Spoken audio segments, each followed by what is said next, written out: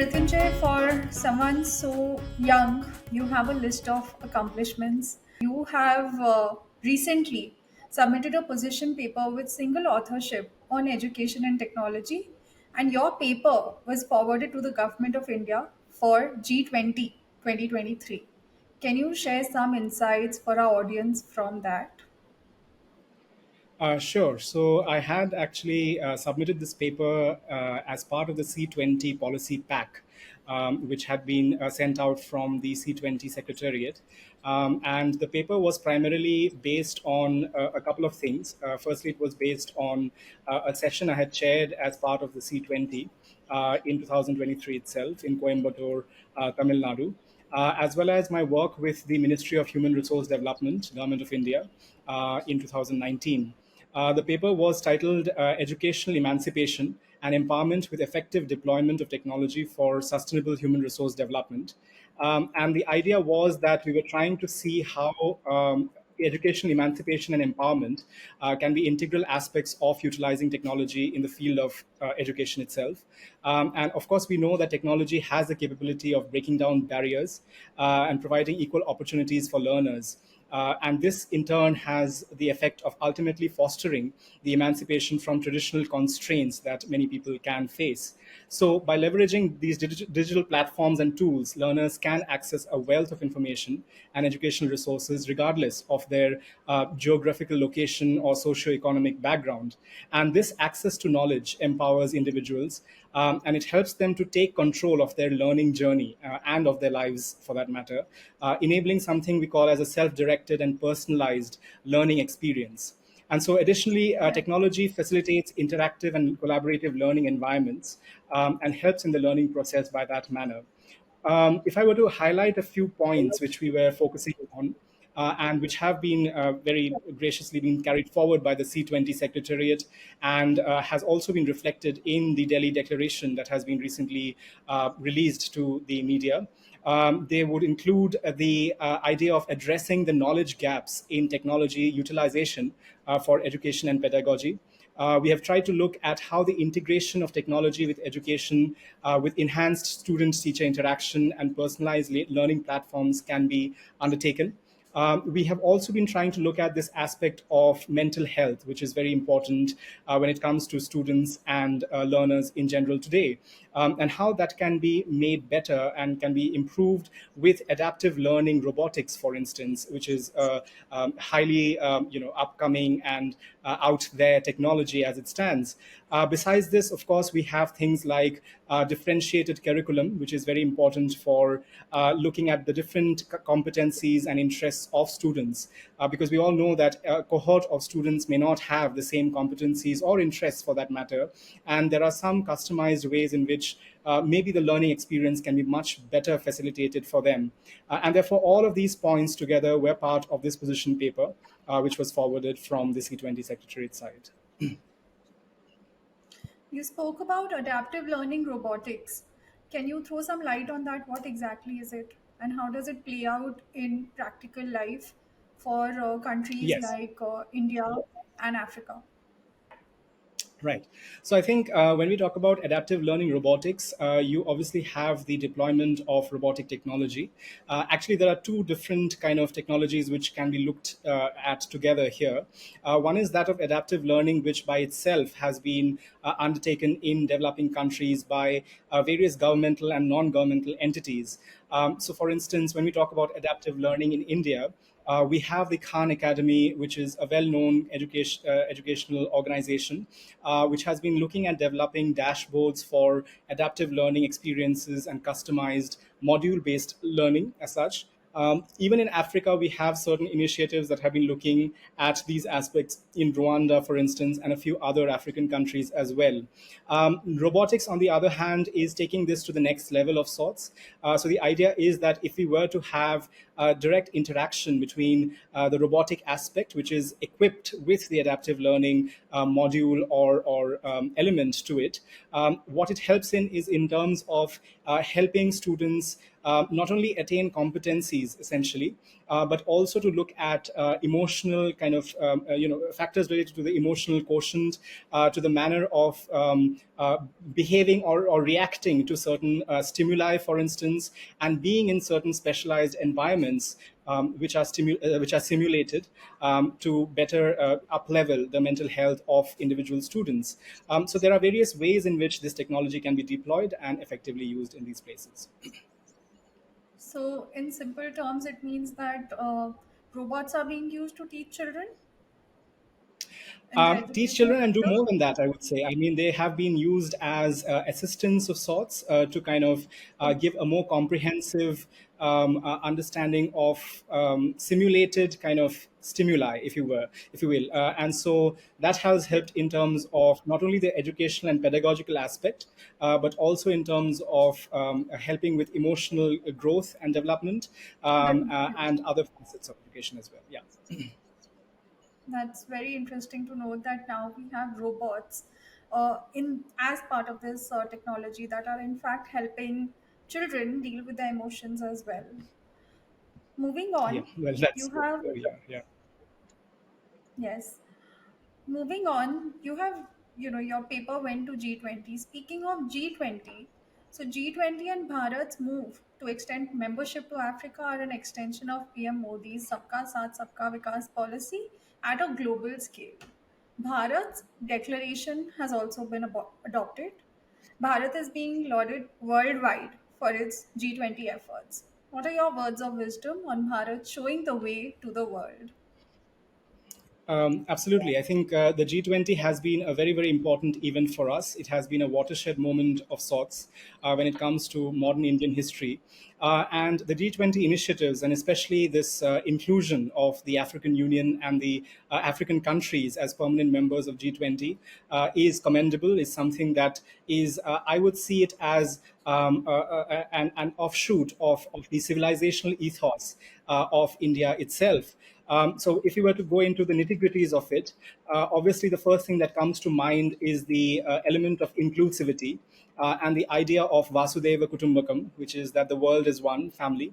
And so, India's efforts to extend the G20 membership to Africa reflects this age-old philosophy of cosmopolitanism, if you will, and the belief in Vasudeva Kutumbakam underscores that all living beings are interconnected, and this philosophy, of course, extends to various nations as it stands, and different hierarchies of, I wouldn't say hierarchies is the wrong word, but various units of human existence, if you will. And so, by advocating for Africa's inclusion, India has exemplified its commitment to standing by this civilizational ethos. But besides that, I would also like to highlight that we have made various other forays into different areas. For instance, the idea of decentralized and democratized diplomacy, where we have had different events across the country where world leaders have come forth and interacted with individuals across the nation, and also the efforts of the different engagement groups, such as, for instance, the Y20, Youth 20, Civil 20 itself, has been a prime example of how participatory democracy and diplomacy can be. And of course, we have stood for ahimsa, we have stood for various ideals which have been part of our ancient civilizational ethos, as well as things like the independence movement with Gandhiji, for instance. We have also tried to see how sustainable living and environmental stewardship can be brought forth, which is very important because the Bharatiya vision for existence is one of sustainability. It has elements where we talk about the primacy of the Pancha Mahabhut, the five elements, and Prakriti. And so we are not living an isolated existence. We are living what can be called a relational reality, right, where we have this important instantiation of interconnectedness. And finally, we also have Dependence. certain other aspects. Yeah, sorry. Yeah, interdependence, you would say. Yes, interdependence, absolutely. And I think that also comes into different realms. For instance, economic equity, right? When we talk about democracy, it's not just political democracy, it's also democracy of the economics, for instance. And I have written in the past about a certain aspect of spiritual democracy as well, where you have, or in other words, pluralism, which we, espouse so much. Besides that, I think there are some pertinent aspects on inner peace and stability. For instance, as part of the Civil 20 discussions and events, there was a lot of emphasis on mindfulness, and how there is a balancing the inner and the outer world. The message of how the individuated is akin to the universal, right? How in the Mahavakya we know Aham Brahmasmi, which is the idea that all of us are part and parcel of a larger reality. So I think all of these together have put forth a beautiful and novel message, and a position that I think has not been seen in very many G20s before. You spoke of mindfulness, so Mrityunjoy ji. So, would you say that Bharat has exported mindfulness to the world through the practice of dhyan That's a and very yoga? loaded. That's a loaded question. I would say the human existence or condition itself by default has an element of curiosity, of being mindful of one's thoughts and consciousness, for that matter. So I'm sure there have been various places where this has either originated or developed in the past. But of course, in Bharat, we have had a tradition of the primacy of consciousness in, for instance, our Upanishads, and our treatises, the works of various luminaries in the past as well. And so we have a tradition that has been long standing. Saying that it has been exported from here may be a little a bit of a stretch. But yes, we have been very strong and persistent and advocates of this way of thinking about life. Yes. That's a well rounded approach. Thank you for your answer. Mrityunjoy ji, you have written a paper on truth as a universal concept being reflected upon in all religions. And in your paper, you have in fact cited examples from religious texts to back your theory. So, but when you come on the ground, then the ground reality is actually very different. For instance, recently you have had people in positions of power calling Sanatan Dharma uh, HIV, they've called, somebody has called it malaria, somebody has called it dengue. What's your take on this line of thought? And recently, there has also been a video of a church priest or pastor asking people to beat Hinduism out of practitioners to convert and save them. How can you bridge the gap between the truth, the ultimate truth which you have talked about in your paper, and the ground reality? Right. I think there are two parts to the question that you've asked. I think the first part that I would like to address is the particular example that you mentioned, or rather, the couple of examples you mentioned. The idea of Sanatan Dharma being equated to dengue and malaria is abhorrent, is absolutely deplorable. I think what has been done is, of course, that they are trying to kind of do a little bit of politicking before the general elections, but at the expense of something that has withstood a number of different trials and tribulations over centuries, for that matter. They do not realize that the spirit and the soul of Bharat lies in its dharmic essence, and to kind of condemn or go against that is to go against the very essence of India itself, of Bharat itself. So that would be my response to the first part. The second part is a little more longer. It's more kind of elaborate in its in the ambit of what I've tried to cover in that essay. So one of the things I highlight, which has been a part of our traditions, is that truth itself can often be paradoxical. And the idea has been put forth in the very earliest of our texts, for instance, in the Rig Veda.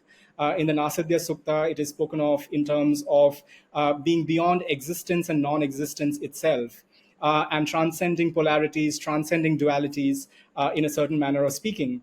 And that in itself is something where we are talking about the very final frontier of empirical understanding, right? Where existence and non existence itself is being challenged.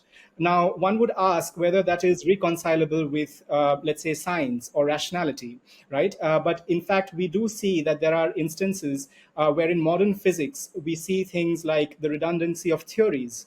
There are many different ways of describing the same empirical reality in nature, for instance.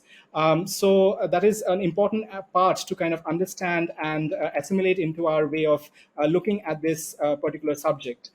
In my essay, I have tried to show that. while most religions may diverge on there are on a certain kind of instantiated truth. So before I come to that, there are two levels of truth, if you will, in my expansion on truth itself. One is, of course, what one would call or has been called as absolute truth, or truth that is beyond these empirical binaries and polarities, and the other is what can be called as a Changeless. conditioned truth. Sorry, yeah, So your absolute truth sorry. is the truth which is changeless, which is beyond any physical or temporal changes. Right, right. Yes, yes. And that is something which is ontologically, you could say, the premise of empiricism itself, of all that we see in the universe, for instance, at a very, very Yes. fundamental level. And Yes. what emerges out of it is something which is known as a conditioned truth, is something which is a, Yes. also maybe a propositional truth, for instance, right? Yes. So religions may diverge on the latter, right? But I do argue that at a certain level, the former is something that has been looked at in very similar ways across different religions. For instance, truth is called as knowable and yet mysterious. It is spoken of as transcendent and yet immanent. It is spoken of as unchanging and yet dynamic, right? So there is this, again, the paradoxical aspect of it, right, has been put out there in various texts, right? So if you were to look at different examples, for instance, we talk about the idea of a personal God, right? Like in, for instance, in various Abrahamic religions, and in Sikhism as well, and certain theistic traditions of Hinduism, we talk about a transcendent being which is impersonal, like Brahman in Hindu traditions, Tao in Chinese traditions. And also in, for instance, the idea of Tathata in the Mahayana concept, right? Then we also talk of immanence of the person, for instance, right? So we talk about Atman, right? We talk about the Bodhi in the Mahayana texts, and the Christian concept of the indwelling spirit. There are some others which look at things like a common solidarity of many spiritual beings together with a single purpose, right? Like, for instance, in the Native American Sioux Wakan traditions, right? Or the Shinto Kami traditions and Taoist deities. So there are many different ways in which the same reality has been looked at in different ways.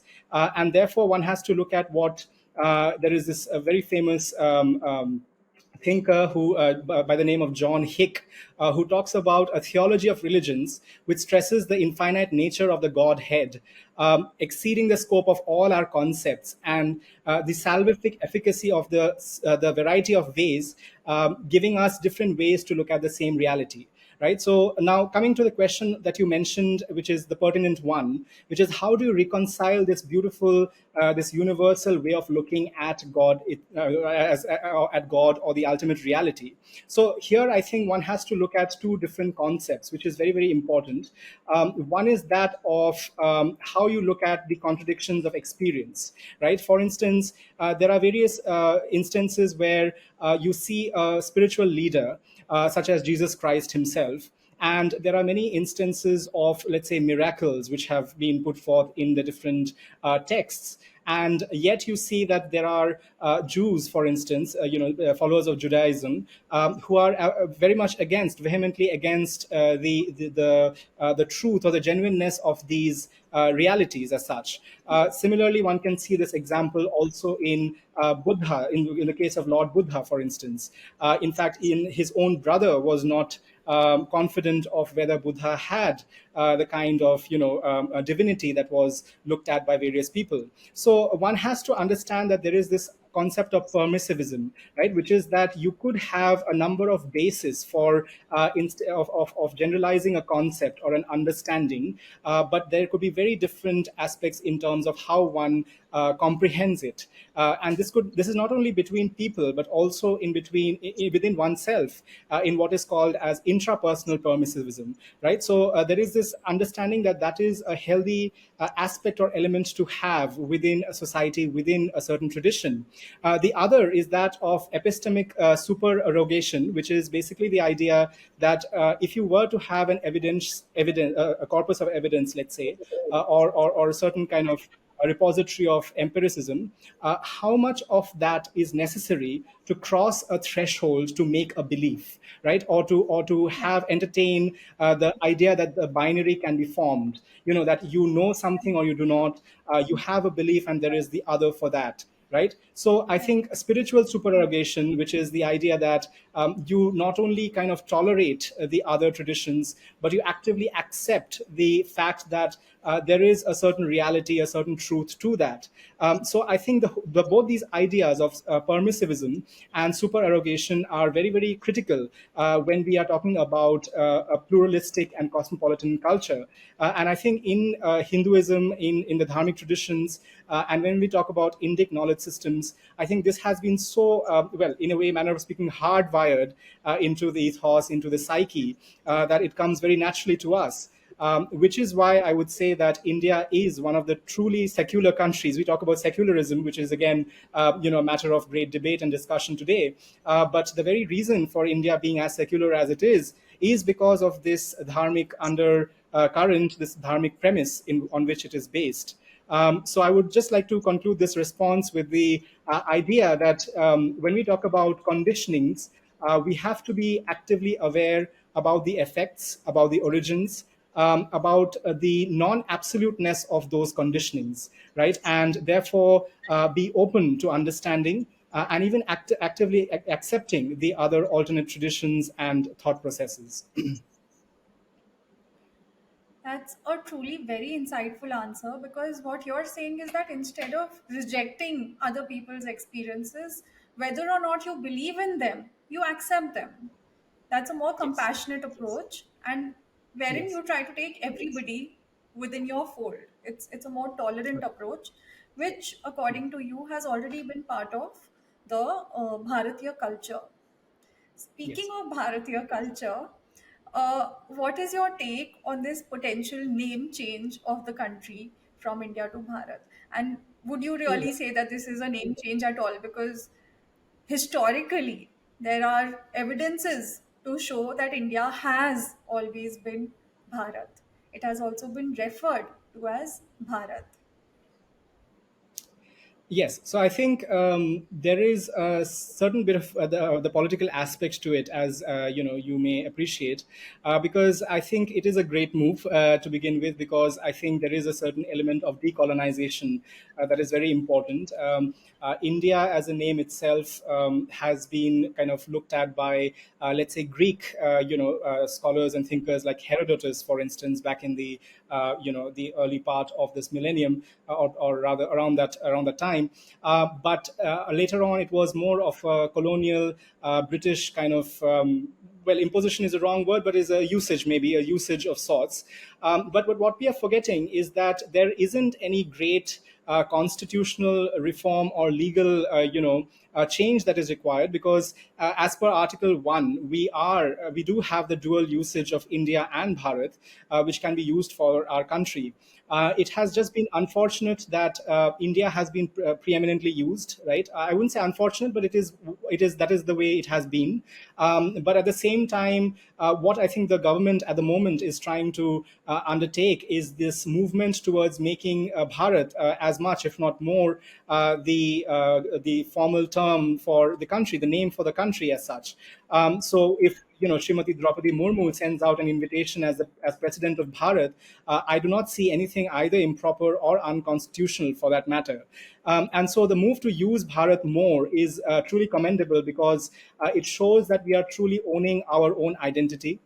We are moving towards a decolonized manner of looking at ourselves, because the nation has had an uneasy balance between this endonym, right, which has been passed down through millennia in the form of Bharat, and this exonym, which has been used by the British Raj, and as I said, by the Greek, antecedent by the likes of Herodotus.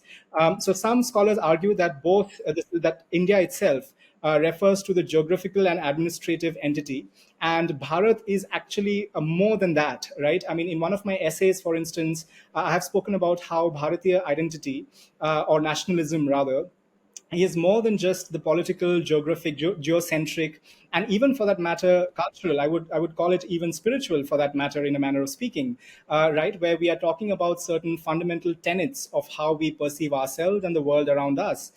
So Bharat has a much larger kind of significance as a socio-cultural and even a spiritual entity, right? And therefore, this whole idea that it is alien to many cross sections of the country may partially have some truth to it. But even among, for instance, Dravidian populace, we have instances of the use of similar or associated terms. For instance, in Tamil, there is an early version of the Mahabharata, which is also regarded as Sangam Paratam, right? With Paratam being an analog of Bharat, for instance. And so, for scholars like M.S.H. Thompson, for instance, in his 1960 essay, which was published in the Journal of the Royal Asiatic Society, says that the works of Nachi Narkanyar have references to this even.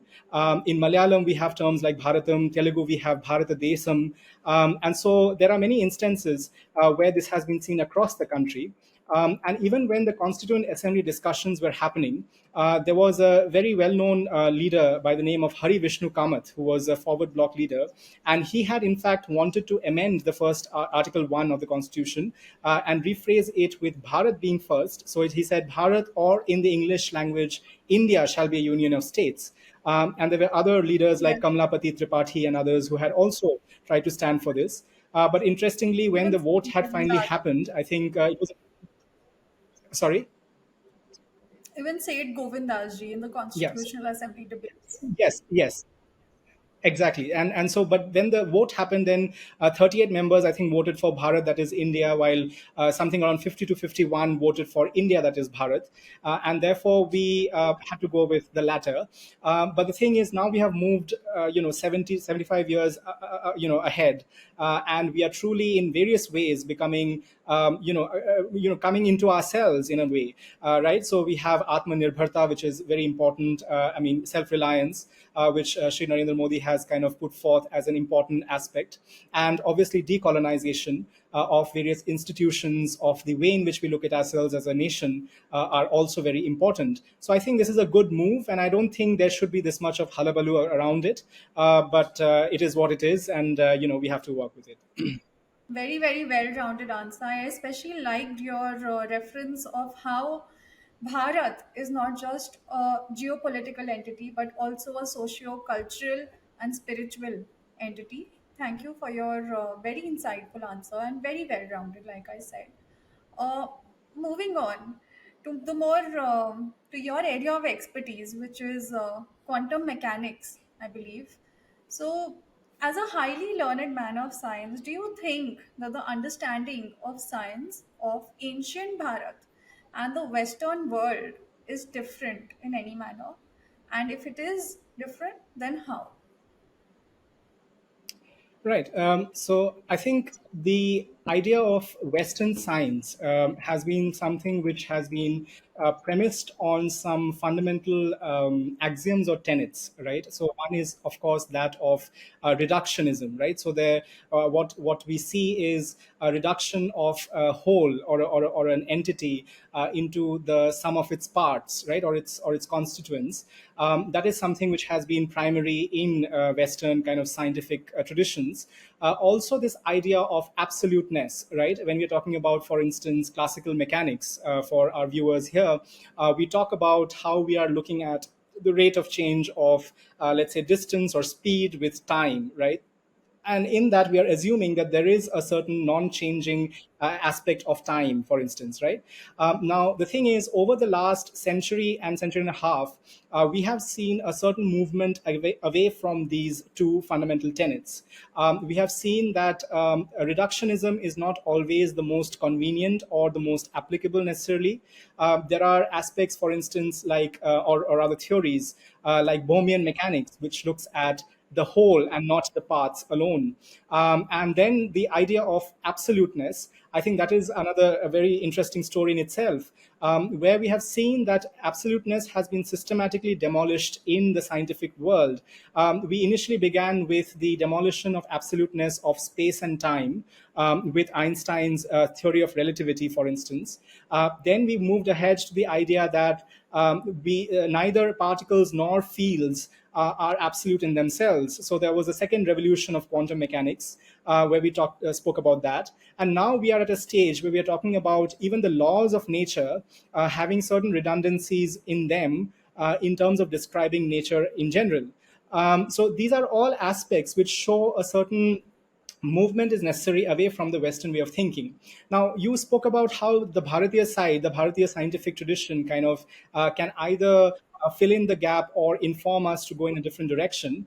I think what is very important is that the Bharatiya tradition, yeah, so the Bharatiya tradition had always had a certain adaptive, calibrative approach towards science itself, where, for instance, I don't want to bring in metaphysics and science on the same platform, as such, but the idea Yeah. of the non-absoluteness of the observer, right, of consciousness itself, of how we Yes. approach empiricism and phenomena, that is Yeah. something which has been primary in the Bharatiya traditions.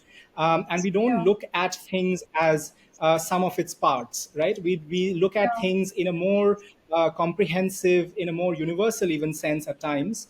And the whole idea of the individual and the universal are not such, isolated elements or of concepts, in themselves, conceptual elements in themselves. So we don't have that division as such, right? So I think those are very, very important. And we need to understand one thing here, which is, again, very pertinent to understand, because there has been a colonial exercise that was undertaken in the 19th century by the likes of Macaulay, for instance.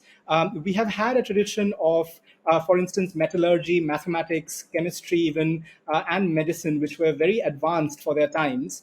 But over time, what was done was we were made to feel inferior, right? In a systematic manner, we were made to feel that civilization was brought to us, that innovations were brought to us, and therefore we often lost touch with, our own heritage. And surprisingly and funnily, when the quantum mechanical revolution happened at the beginning of the 20th century, the people who were proponents of it, or the luminaries, they themselves were the ones who actually brought us, our attention towards, for instance, various Upanishadic, treatises and extracts, right? I mean, so that is a fascinating way in which we were made to kind of realize our own heritage from somewhere beyond, right? Because the resonances were found in terms of the way of looking at nature itself. And so when we're talking about how we can encourage that, I think it has to be at two different levels. One is that it has to be logistical. I mean, there has to be support given to promote Indian science, and I'm not talking about Indic knowledge systems, but Indian science in general. And I think the government has been looking into this aspect. We have the National Quantum Mission that had been recently launched, which has a 6,000 crore budget, and is trying to shore up the quantum infrastructure of the country. And on the other hand, this is the more of the logistical aspect. The other hand would be the epistemological and ontological aspect, where we have to kind of reclaim our own understanding of things, and not be rigid about it. I would say we have to synthesize contemporary scientific advancements and our knowledge as it stands, right? And if there are places where things have to be discarded or revised, for instance, I think we should have the courage and the propriety to do that as it stands. Right. Mrittunjoy ji, you spoke about the unchanging aspect of time in your answer. What exactly do you mean by that? If you could explain it for our viewers. So What unchanging exactly aspect, not is of the time, unchanging aspect of time? of truth, of the for lack of a better word, the absolute truth, if you will. So if I were to give you, I'll give you two parts of this answer. There'll be one which is to do with the scientific aspect, and one the metaphysical one. So let me start with the metaphysical one. So we have the expansion of the truth, or the idea of the truth, in Indic traditions and in various other traditions. And in that, what is often mentioned is this immutable aspect, this unchanging aspect, over which, fluctuations, for instance, lead to different kinds of phenomena, right? So, for instance, in Trika Shaivism, which is Kashmiri Shaivism, you have the idea of the spanda and the spota, right, which are pulsations of nature, and how that leads to various kinds of phenomena. When we talk about science, and this is, modern science as it stands, there has been a question about what happened before the Big Bang, right? Or rather, even what happened in the first few moments of the Big Bang. And the idea comes from the fact that we see in nature, the fundamental forces of nature have not always been around as they are. They have evolved over time in the sense of, initially there was one force, is the hypothesis, or rather the accepted kind of understanding, and that diverged into various different fundamental forces, right? So we have four forces of nature as we know it, as it stands. So the forces themselves, space and time, and the idea of cause and effect, or causality as we call it, all of them could themselves be immanent. They could themselves be something which emerged from a much more fundamental premise, right? And so people have been discussing about ways to address this point. And because space time, if it is itself immanent in its foundations, then surely that which from which it came does not have space time in it, right? So when we talk about temporality or time, right, if time is immanent, what it came from has to be devoid of time, right? Or it has to have some other form of reality which does not encapsulate time as it stands, right? So therefore we talk about the unchanging reality from which things could come forth, right? So it's a very fascinating idea. Yeah, please go ahead. No, I didn't see anything. Oh, sorry. Yeah. So it's a very fascinating idea, which looks at how the various aspects and elements of nature themselves are immanent, and there is no absoluteness of space time, of the nature of whether it is a particle or a field, for instance, or even the laws of nature themselves are qualified, right? So Stephen Hawking, before he passed away, he had published a book on this, and he speaks about how there are different families of theories which just come together in certain conditions and under certain circumstances, and their predictions match, but they themselves are separate theories, right? And he gave what can be called a rather a negative, not a negative, but a pessimistic thought that there isn't a theory of everything, right? Which has been the center point of most pursuits in physics in various aspects. And so he said that maybe there isn't a theory of everything, and it is just a contingent kind of way in which we can describe nature that is important. Yeah. Wow, that was a very, very elaborate answer. Uh, Talking about the more practical aspect of your answer, I would like to know that how would you say can we revive the rich scientific tradition amongst our youth of today? Because very rarely do I come across a Twitter profile like yours, which I fortunately did in this case, wherein I have found someone who is both philosophically and scientifically inclined and learned at the same time. So, how would you say, as a member of the youth, that we can revive this rich tradition of a marriage between philosophy and science?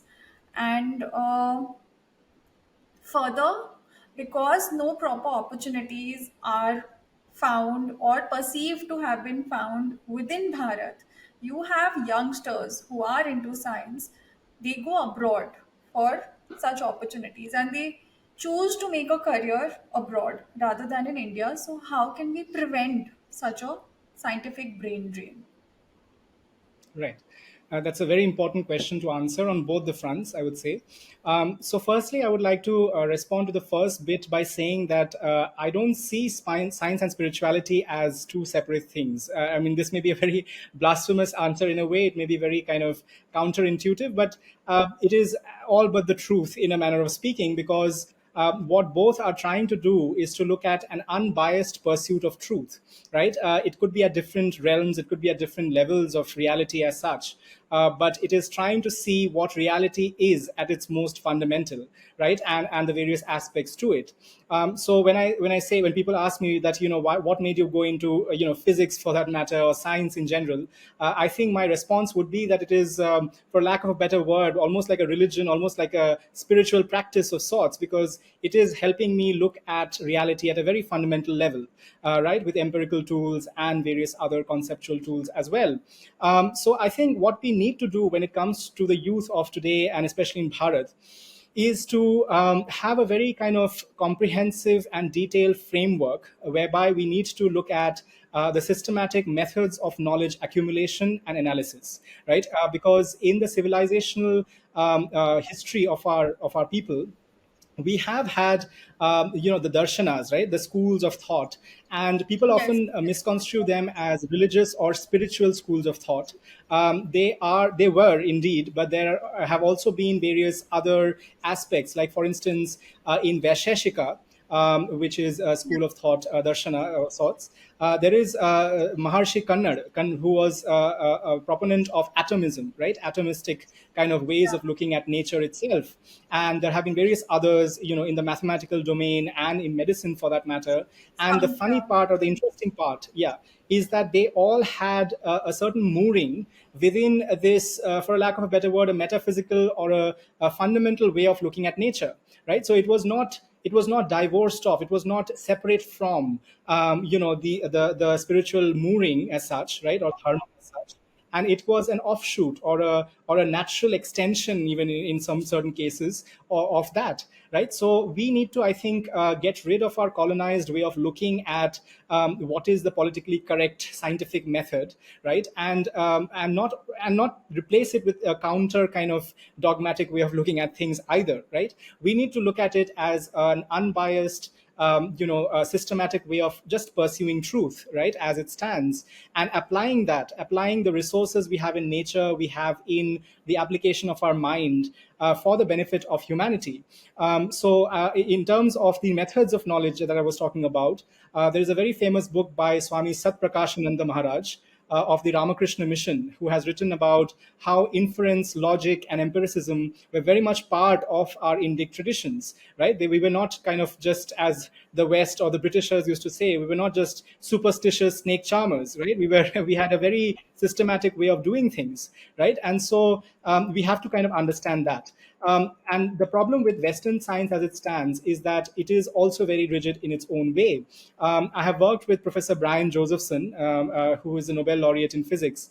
And he, in the latter part of his career, has looked at certain non conventional, but very, very scientific, very physics oriented kind of theories within, for instance, nonlinear dynamics. And he has faced a lot of backlash because of that and various other interests as such in metaphysics and philosophy, including, for instance, in conferences and in publications, for instance, right? So that's a very unfortunate way in which rigidity has seeped into what should be very, very, non-dogmatic in a certain way. So we have a big responsibility as a people. We, the Bharatiya, have very big responsibility to truly make this inclusive and unbiased, firstly, right? And also try to have the resourcefulness rather, to be able to reconcile paradoxes, opposition, for instance, different aspects of nature which may not be easy to reconcile immediately, right? So, for instance, I'll give you an example. As convener of Mandala, which is part of Vigyan Bharati, the largest scientific organization today in India, we have been looking at quantum mechanics and Trikashaivism, and particularly looking at the subject-object binary. First thing is that who has he received this kind of backlash from? You talked about a Nobel laureate receiving Yes, backlash for pursuing a particular kind or form of research. So, where has this yes, backlash exactly come from? And secondly, you yes, talked about rigidity, some kind of rigidity in the Western scientific system. So, yes. would you say that that rigidity is in fact obsession in a way with empirical tools and with reductionism? Right. I think the first one is obviously that you have the backlash from the scientific community and certain cross sections of the scientific community. And we have to understand that science, like many other aspects of life and of society, has a lot of power dynamics and politics associated with it, right? We cannot make it devoid of that, unfortunately. I mean, science should be devoid of that. But there are various kinds of, for instance, coteries, if you will, or groupings which have inclination towards certain theories, for instance, right? So I'll give you an example. We have the theory known as string theory, right? It's something which people have heard often in popular science as well.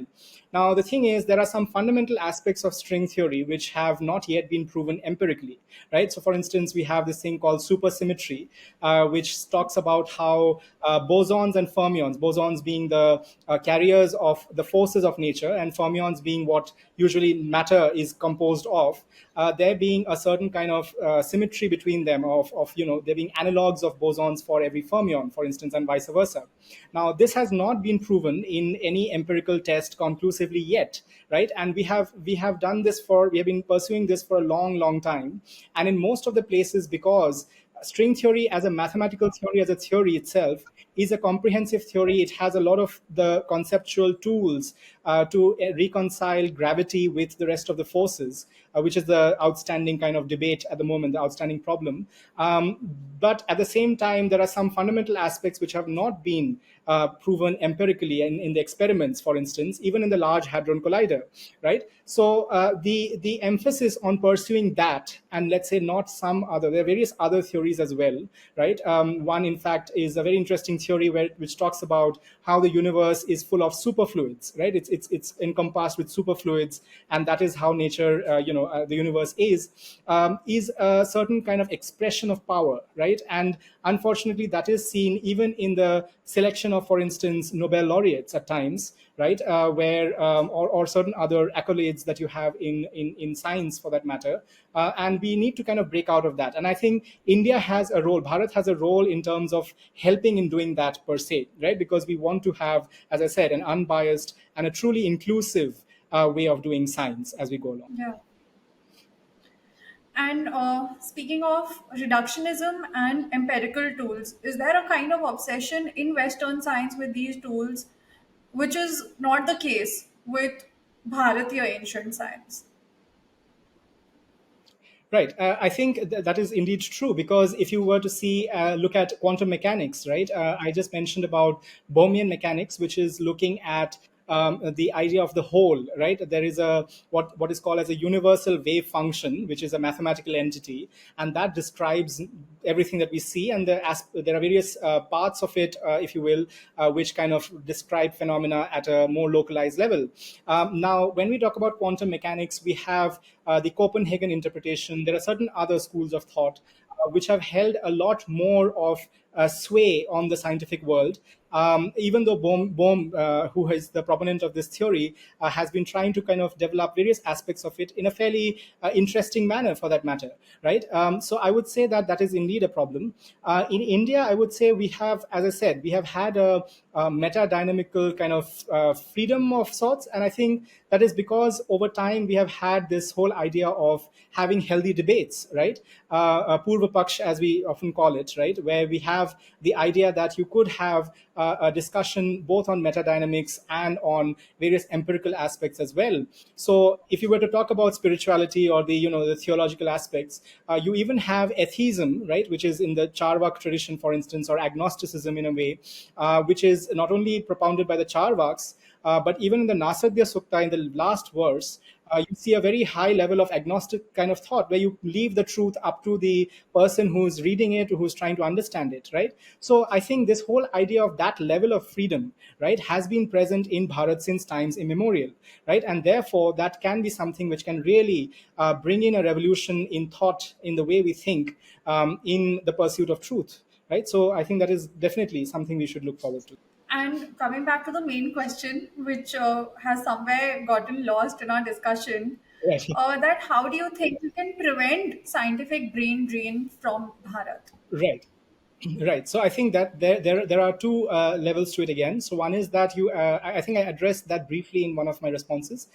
So you have the logistical aspect, right? The reason why brain drain is happening, if you were to look at, for instance, the experiences of even Venki Ramakrishnan, who is a Nobel laureate. He was the president of the Royal Society of London, for instance. He mentions in his writings and in his in his anecdotes that he faced a lot of resistance, a lot of kind of lack of support or appreciation, for that matter, right? But I would say that as we come along in the last decade or so, we have seen a massive kind of improvement on that front, right? We have seen scholarships and fellowships and various kinds of financial support systems being given. We have seen things like the Inspire program, which has been put out. There has been a national supercomputing mission, a national quantum computing mission, and various other missions on that front, where a massive chunk of the budget has been put out for these pursuits. And on the other hand, we would also have to truly decolonize the minds of students and the youth, right? I mean, the fact that we can do good science here, we have had a tradition of good science in India since, ancient times for that matter, right? And we can be self-reliant in that respect, has to be ingrained in the minds of the students, right? I mean, many people may know or may not know that Abdul Salam, who was a Nobel laureate and he was from Pakistan, had a teacher who was in Bengali, physicist, and he always says, Abdul Salam always said that he was indebted to him. When it comes to Stephen Hawking's work, there has been work on by Rai Chaudhary, who is also an Indian physicist. Satyendra Nath Bose, who is the proponent of the boson, which is the force carrier, is one of the most celebrated luminaries of physics in the last century, right? So we do not lack anything whatsoever. So we have to kind of put that into the minds of the students. So both at the level of the mind and at the level of support, I think we have to make the efforts to ensure that brain drain does not happen. And anything in terms of better infrastructure. So these missions that you were talking about, the quantum Yes. missions that you referred to, are they doing anything to set up universities that cater to such students, to the needs of the students who want to pursue a career in science? Are we having such Uh, universities, etc., come up in Bharat Absolutely. itself? Yes, so we have the university system called the ISR system, Indian Institute of Science, Education and Research, which is there are about 5 or 6 of them across the country. So they are along the lines of the IITs, but more for the pure sciences and scientific research. And I myself happened to have an internship stint at ISA Kolkata back in my undergrad days, and so they have a good faculty and infrastructure that is being built. Moreover, I think the government has also laid emphasis on the premier institutions like IISc, IITs, TIFR for that matter. We have specialized kind of groups which are working on things like quantum computers. So we are planning to, for instance, make a 20 qubit quantum computer in the years ahead. We have already achieved about 3 qubits quantum bit computers in TIFR Mumbai. So I think in terms of research pursuits and teaching, both are being promoted by the government of India as well as various universities which are out there. But of course, there's a lot to be done. And if we were to compare ourselves with, let's say, the West or even with China for that matter, we have to kind of, really up our, ante essentially. But I think we are going along in a very sure-footed and a very dedicated manner. And I think we have a very promising future in that sense. That's very good to hear. There has been so much talk around, and rightfully so, around the Chandrayaan 3 and the Aditya L1 missions. What exactly are the applications of these missions and their findings? Can you throw some light on that? Right. So I think that's a good question because people often ask, even in the US for that matter, when the Apollo program or the Pioneer program were happening, people used to ask NASA, how is it going to help us, right? So the thing is, the answer is obviously very kind of, multifaceted.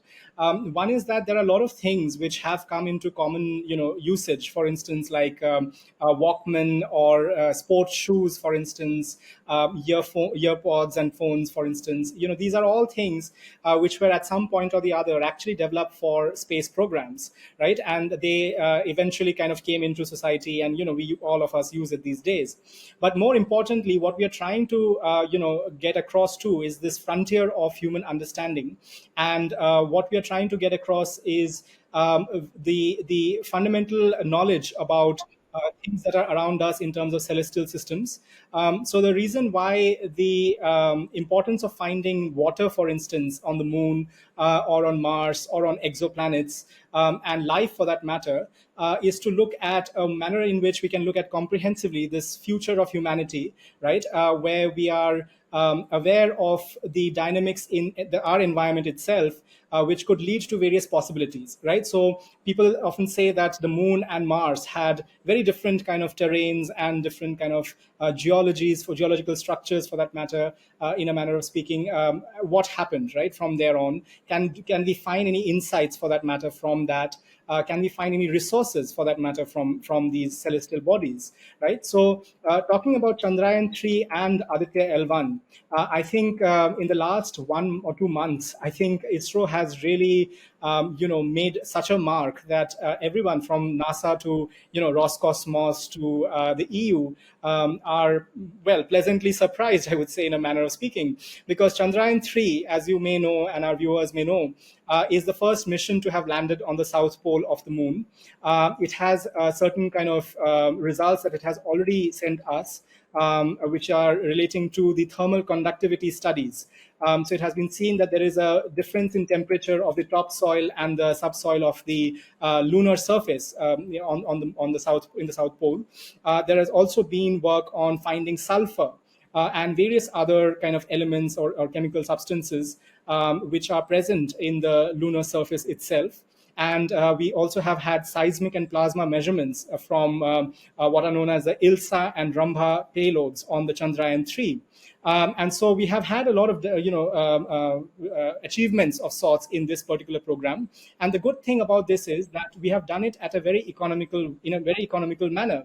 We have about 75 million dollars is what we speak about, whereas the Roscosmos Luna 25 mission was more than twice that amount, and unfortunately that failed.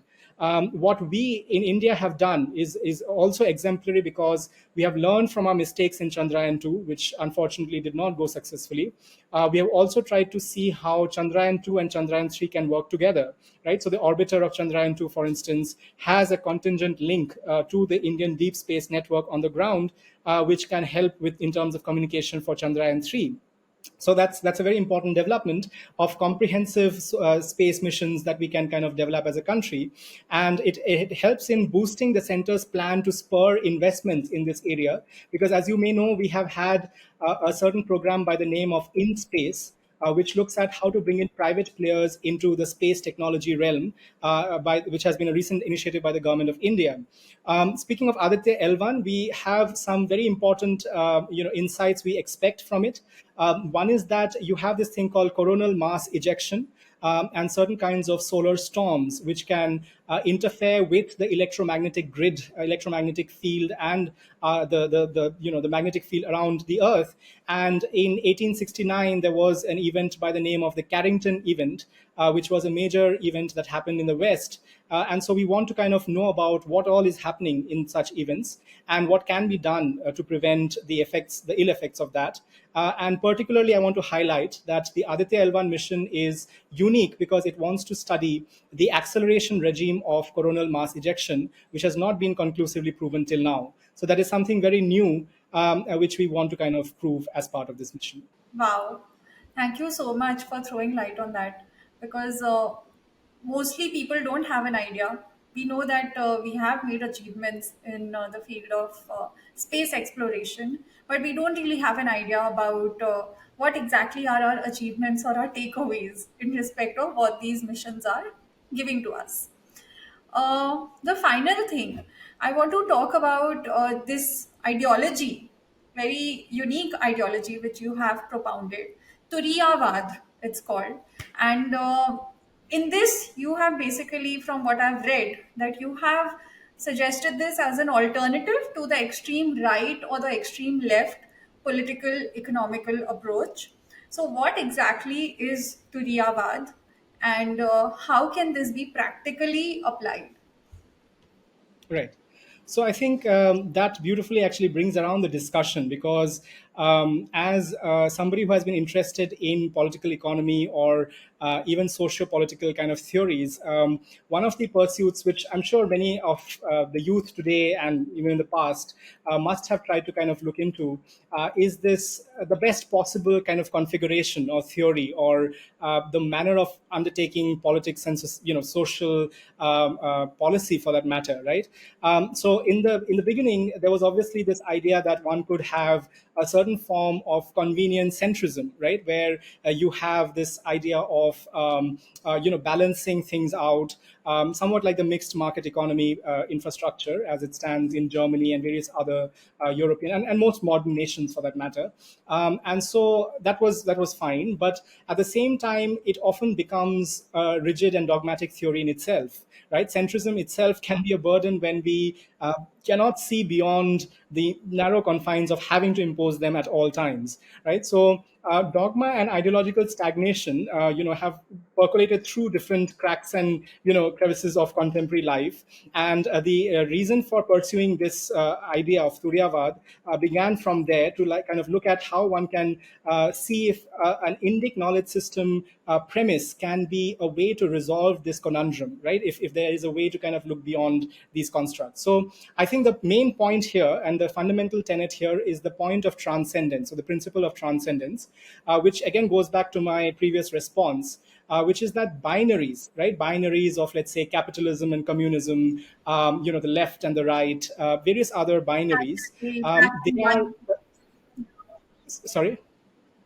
binaries like night and day, black and white.